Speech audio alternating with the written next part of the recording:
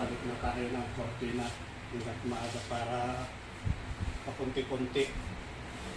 Marami pang gagawin yung boy. Mag-floor wax pa, up and down. Talagang ganon. Wala kami mahanap na yaya para sa bahay. Ako nang yayo. Ano rin? Lagay ko na.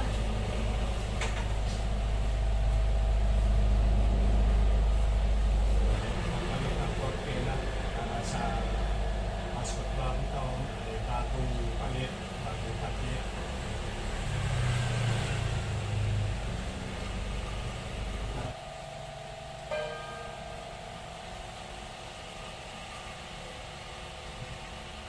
O yung ganon din, maroon. Para terno. Itig mo. Ganda. Ano na mas maganda? Ano yan? Titig mo ito yung ano. Kung ano gusto mo.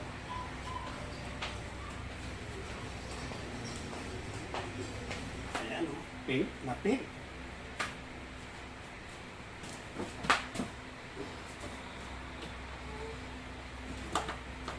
Oh. Darating na Pasko at bagong taon. Busy na tayo pagkadating ng December.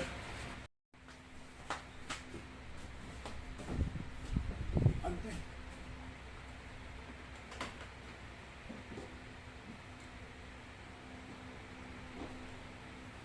Maayos. Di maayos eh.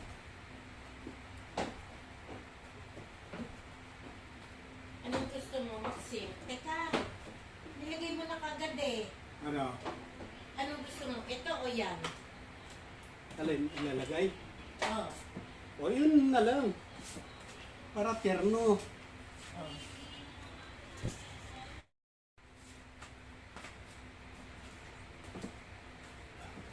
Sa susunod, bibili na lang tayo ng blinds. Anong binisyan? Oo. Kasi maglalaba-laba ka ng ganyan, pagod pa din pa yan eh. Yan, iba yung mga cortina. Ha? Ano yun na. Pamigay natin. Ang natutuwa ay. Saan yung pamimigay? Saan? Kanino? Yun ang tanong. Hindi saan.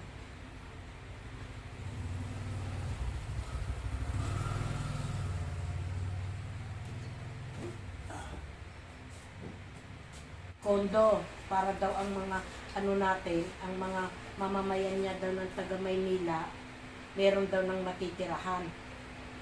Pagka siya nanalo. Oo.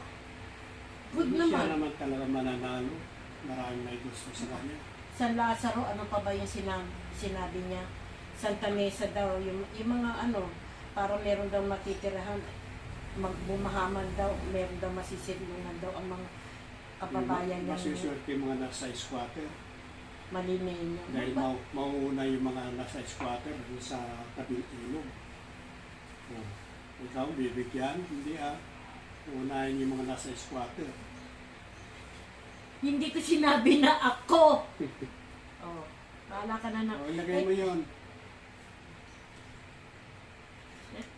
Video-video ka pa kasi. Ay! Barado na.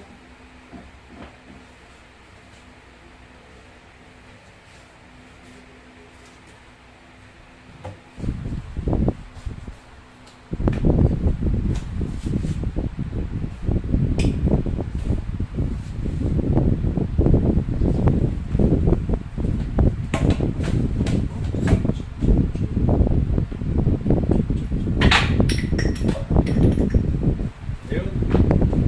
Si Dunya, nasa trono. Siyempre.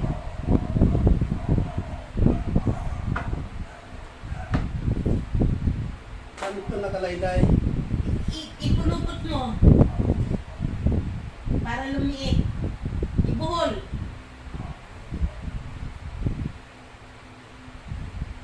Para maglambitin.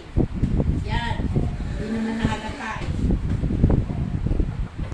Sige,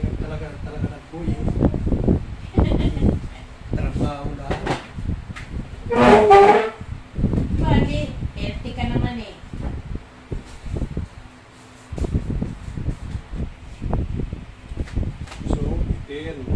Bitin.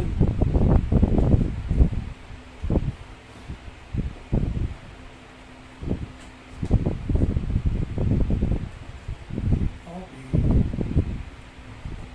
Papalit na ng kortina. Yung sa gitna, Dad.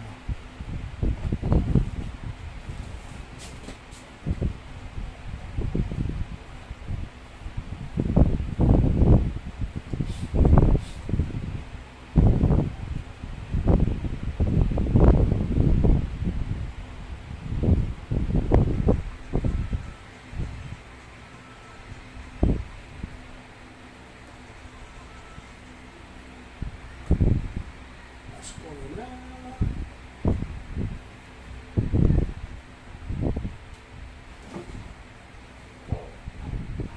Yung nasa gitna masyadong maluwag.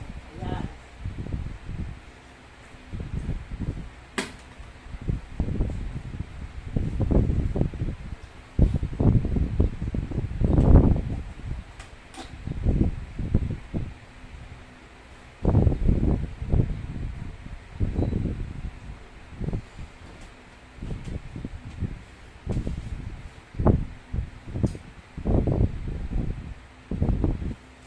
Okay na?